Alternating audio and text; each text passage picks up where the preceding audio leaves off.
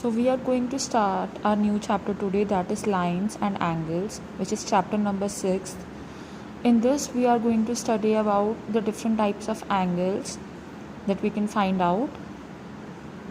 We have studied it already in our earlier classes, but I'm going to repeat it again. A line is something, a straight line is something which doesn't has a starting point as well as ending point. Line ऐसा कुछ होता है जो straight चलती जाती है, ना उसकी कोई स्टार्टिंग पॉइंट होता है ना ही उसका एंडिंग पॉइंट होता है. दोनों तरफ एरोस लगाए हैं, मतलब यहाँ से भी इनडेफिनिट लेंथ है और यहाँ से भी इनडेफिनिट लेंथ है. लेकिन एक लाइन सेगमेंट क्या होता है जिसका डेफिनेट स्टार्टिंग और डेफिनेट एंडिंग पॉइंट होता है.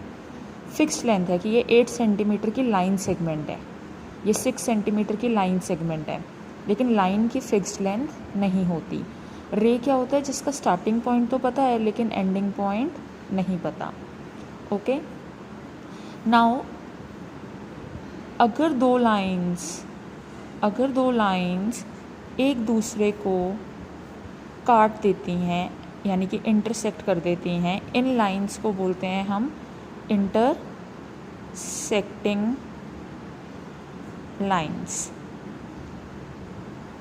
और अगर दो लाइंस एकदम स्ट्रेट जाती रहती हैं, बिल्कुल स्ट्रेट, और एक दूसरे को कभी भी आगे जाकर नहीं काटती हैं, वो होती हैं हमारी पैरेलल लाइंस.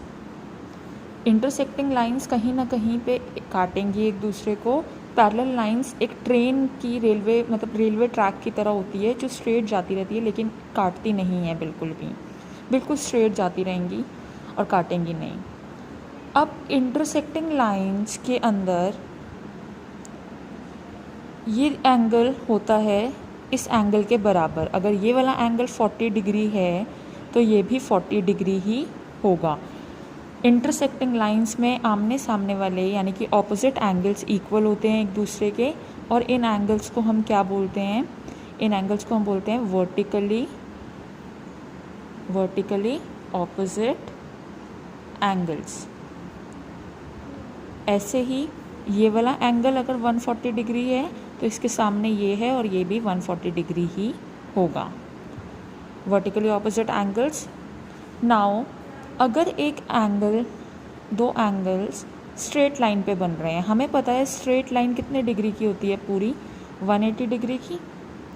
180 डिग्री की होती है स्ट्रेट लाइन.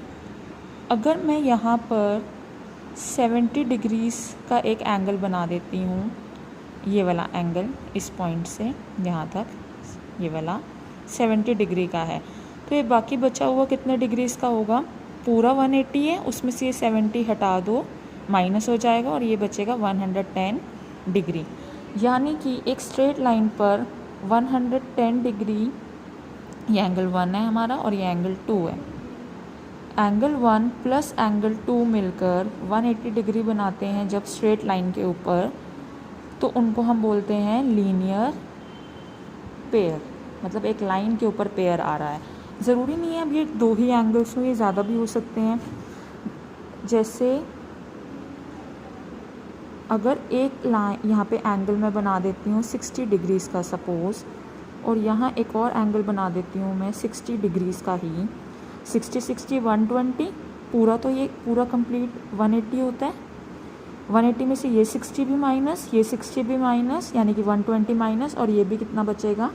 60 डिग्री. इसका रीज़न क्या आ जाता है? Angles on a straight line. Straight line के ऊपर पूरे एंगल्स है ना. पूरी स्ट्रेट लाइन 180 डिग्री की होती है, तो ये तीनों मिलकर क्या बनाएंगे? हमेशा 180 डिग्री.